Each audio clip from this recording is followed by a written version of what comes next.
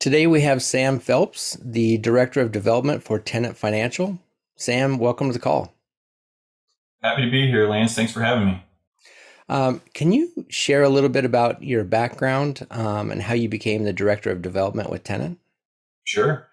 As I think we talked about, I'm a recovering banker. I was in banking for about 12 years. Started my career right out of college there and did a little bit of everything as far as the underwriting, administrative side to the sales side, and then finally running an SBA department before I departed.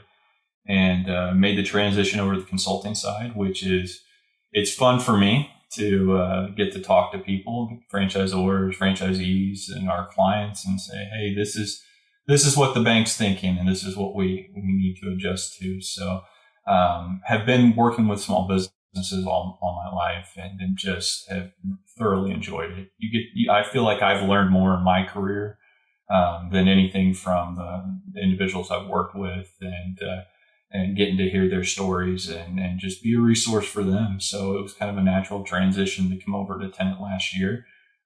And so I've really enjoyed the opportunity here. Well, for everybody who doesn't know what Tenant is, can you give us an idea of what you do, the different kinds of programs, and how what you do is different from other companies? Sure. Tenant Financial Group, first and foremost, is a financial consulting company. We were built around being an advocate for our clients, being a resource in this wide world of funding needs for the franchise world. And we have a couple of different ways we can help in that. So we are a third-party administrator for 401k plans, specifically in the ROBS program. And for those that don't know about that, that is the Rollovers Business Startup, which allows you to access your retirement funds by investing into your own company, much like you would a stock on the stock market or a mutual fund. You can buy shares of your own company and be off to the races. We do all things in that space, as well as we are a funding resource. We have a network of lenders that offer a wide variety of different debt options, as far as SBA, which is a lot of what we do, as well as unsecured signature loans. And then finally, equipment funding, whether that is an equipment loan or a lease. We try to just make sure that we take care of our client first. We know that each person that walks in our door is different, with different backgrounds, different risk tolerance, different things they want to accomplish. And our goal is to make sure that we listen to you and then offer you the different options and are transparent so that you can make the best decision for yourself. So I would say that's how we're a little different. We do a lot of listening. We make sure that we take into account your situation, and then we want to make sure that you understand and turn over as many stones as you have to in making your decision. And then we move forward with whatever works best for you. Mhm. And can you share a couple of, I would say, disasters or really bad situations that you had to help a client turn around? Well, I think sometimes, we talked about this earlier, Lance, it's when either, they've got started on their own or have gone down a path that, you may think you had been going the right direction. We have to do a little bit of cleanup. I think our staff's really good about that. So we're understanding that sometimes people go and, one of the things with the ROBS program is it has to be a taxable corporation. An LLC is different in how it's taxed. It's not taxed on the corporate level. So we see that a lot where folks maybe already have their business set up. We're prepared. We help you make that change. And then, of course, not to get too far off in the weeds, but it is my background. I always have to say with SBA, there's very specific rules. And what we try to do is just get in front of those. And sometimes we come to clients and they have scenarios where it could be, unless they adjust something or make a change, it could be a non-starter out of the gate with SBA. So our goal again is to try to get as many of these questions answered up front, so the process down the road is a lot more smooth for them. So you mean if somebody sits there and goes, "Oh, I've already set up my LLC," and you're like, "And I want to use it," and you're like, "Well, you may not be able to use that for this loan." You run into those Right. situations. Yeah, it happens occasionally, but for all those listening out there, it's not the end of everything. We can make changes, and so again, it just starts with the conversation, and more than likely we've seen this scenario before, and we can help you make changes that need to be. But don't be afraid to come to us, and don't feel like you have to do any homework ahead of time. Where we'll stay on the call as long as you need to, and we very, very often with our group do follow-ups and follow-ups to our follow-ups to make sure we've got everything taken care of. Yeah, I've had an experience where people try to do it themselves and they have a half-baked pie and then they want me to finish it and I'm like, I can't help you very well at this point, you know. That's a good analogy, and it's kind of like if I were to go into the kitchen with my wife, she's Italian, so she's running the show. I'm there to help put the pieces in the pie, and if I listen to her guidance, boy, do we have a much better pie if I try to bake it myself. Yep. Or somebody pulling it out of the oven and said, "Here, fix it." I'm like, that's harder. Absolutely. So, what are some of the biggest mistakes, or maybe even false beliefs that you see that tend to hold either people buying a franchise back or franchise companies? Because sometimes they are making mistakes and having false beliefs. I think that I'm gonna kind of flip it to the other side on this for mistakes. I think a lot of folks are scared that they can't get funding, that they are not worthy, and so what we try to do is really have that conversation to what's the total project cost? Are you wanting to do 1 unit, 2 unit, 3 units? And really, there's usually a path there. There's usually an option for most people. So my advice would be is to have that conversation early. Don't be afraid to pick up the phone. Don't be afraid to schedule a meeting or ask us to reach out to you. And we encourage our franchisors to do that. And we much rather you come to us when it's something in the gray area and we see if we can work a solution, because sometimes there's something you haven't thought about. Or there's a way we can move things around to get creative on the deal. And so my advice would be always to get us involved sooner rather than later. And then we can go through what the options are, the highs and the lows of it, and how it makes sense for you. But, I hear that a lot from our franchisors that people are nervous about the funding side of it because it's their first commercial transaction. It's their first business transaction. And, they don't know if it's something that they can accomplish. And that's what we're here to do is we're here to help ease that pain as much as we can. Well, and what do you see? How do you see top brands doing things differently than struggling brands? Like, what are those kind of indicators or signs or things that you just stand out about the top brands? I'd say the top brands are probably the ones that engage us the most, but at the same time, they are absolutely relentless in their communication, relentless in making sure that they have got their franchisee in a good position to keep moving forward. I think once you see a franchise that has a process down, they are very happy to provide information, to answer questions, to make sure that everybody goes into it with their eyes open. And I think that comes from experience. I mean, we've all been there where we can always remember the really good ones and then the things that went really bad. And so learning from those situations to make sure you encompass, all the heartaches and all the things that can help that person make a very educated decision. And so kudos to our franchisors that we work with, because most of them do that.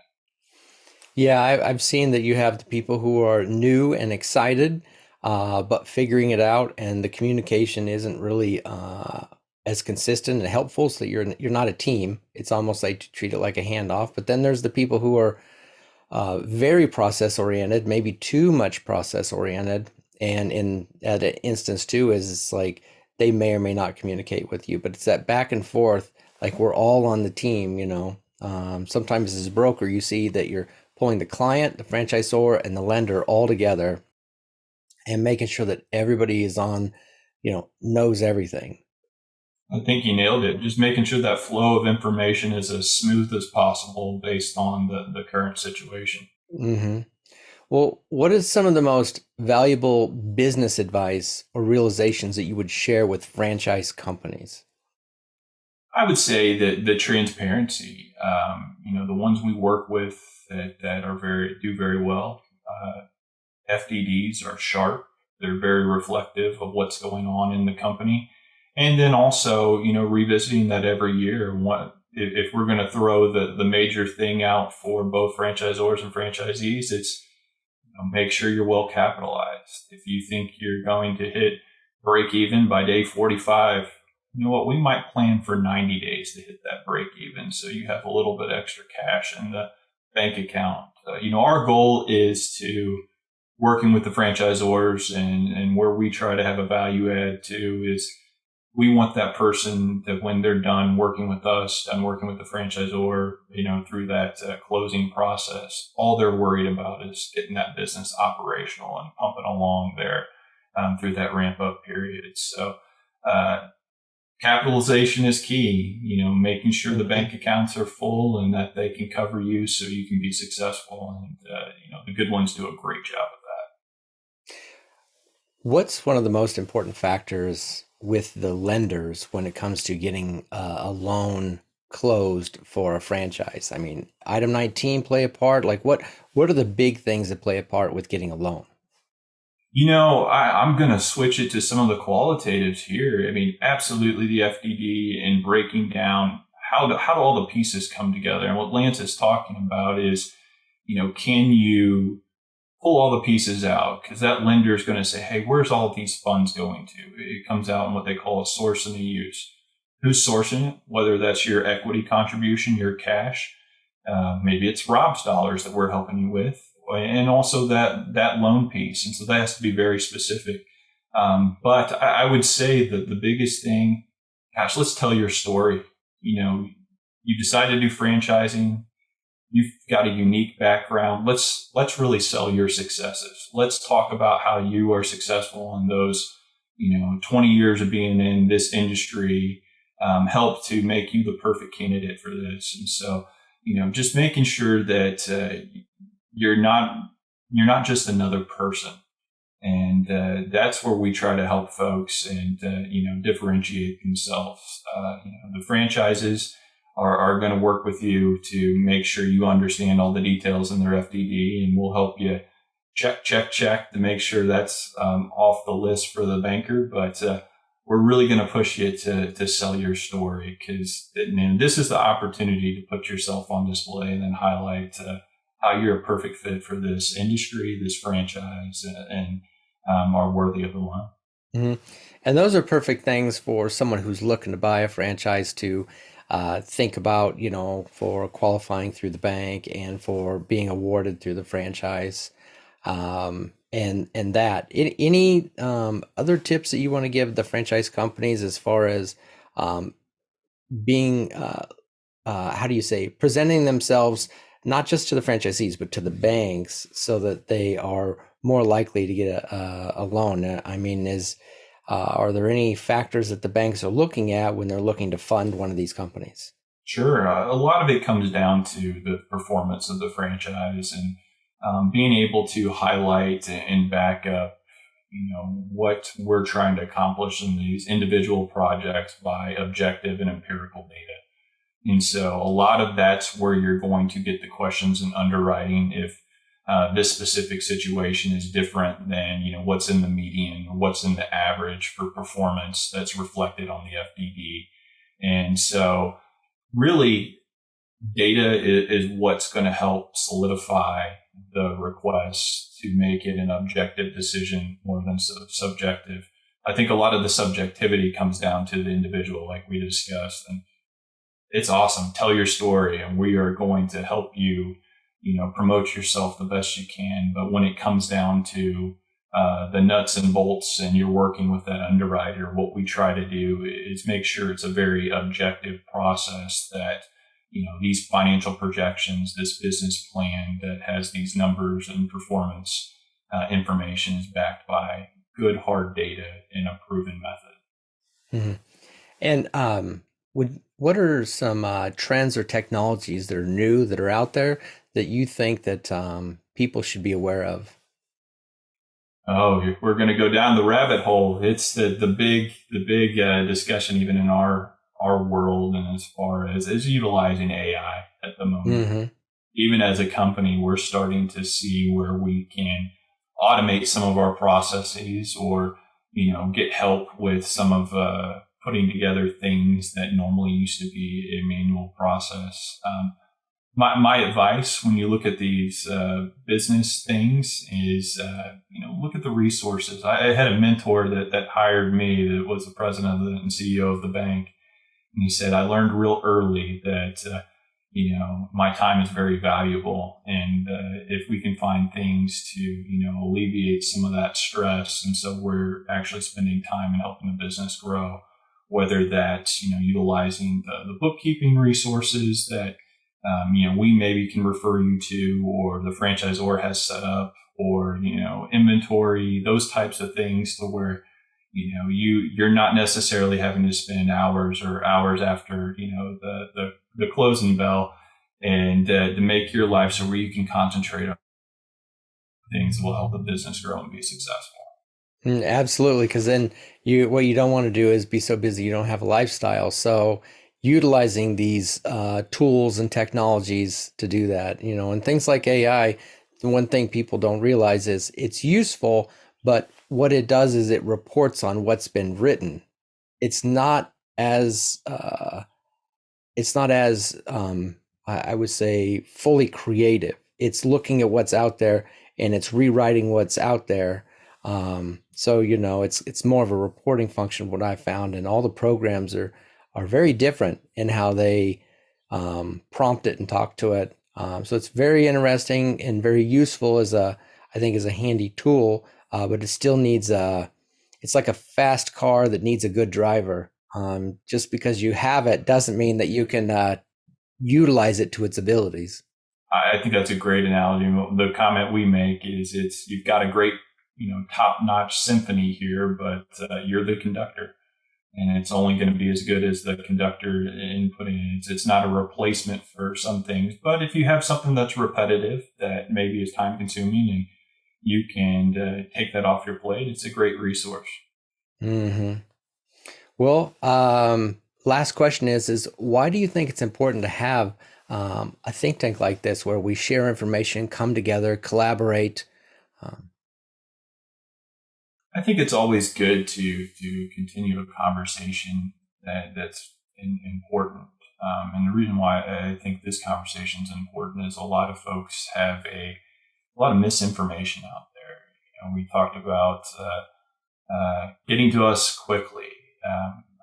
Getting to us quickly helps us, understand what you're trying to do, but and more importantly, put something together that they're going to be very, very happy with, and understand all the different options. And the important reason why we get together on this, Lance, is things change. And, the economy's always changing, the lending environment, just the overall how things work occasionally need to be tweaked. And so making sure that it's not quite as scary as a lot of people think, that there's a lot of resources out there. And, it starts with a conversation like this.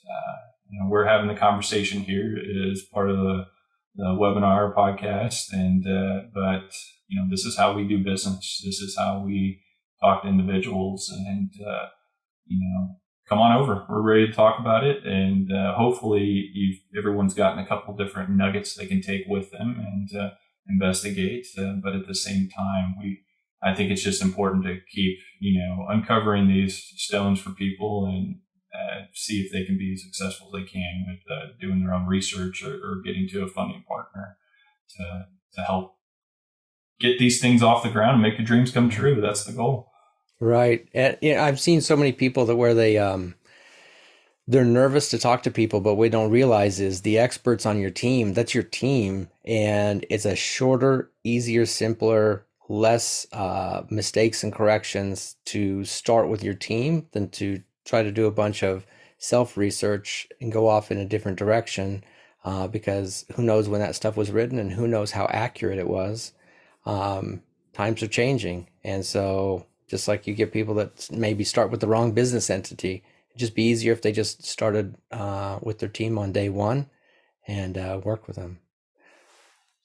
Well, Sam, I appreciate you. I want to thank you for joining us today and sharing your insights. And anyone who's interested in Tenant, you can click the link next to this video.